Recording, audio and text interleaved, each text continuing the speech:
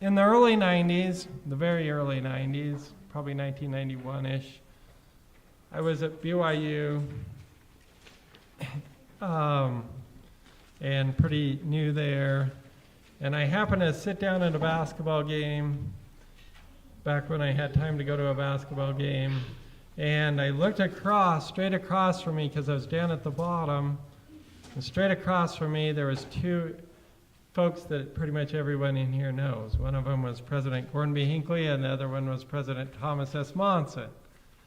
And what was interesting is I can't remember if it was at the beginning of the game or at halftime, but the drill team did a very interesting piece, shall we say, to Janet Jackson.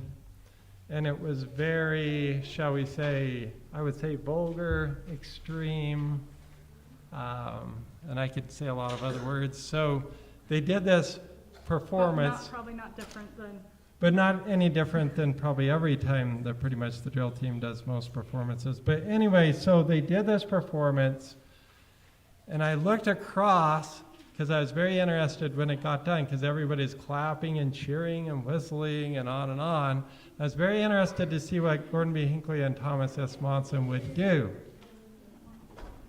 And it was really interesting. So I probably wasn't the only person in there that had my eyes on those two, right? How embarrassing would it be if one of them didn't clap, would you say? That would be a noticeable thing, right? That would be a serious slight. So Gordon B. Hinckley just stood there with his arms folded like this, and he didn't clap. And President Monson went like this.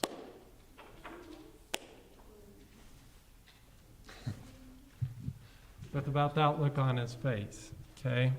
So that was an interesting experience. I was thinking about at the time I was thinking a lot about what is the right kind of music. I didn't have any questions about that not being the right kind, but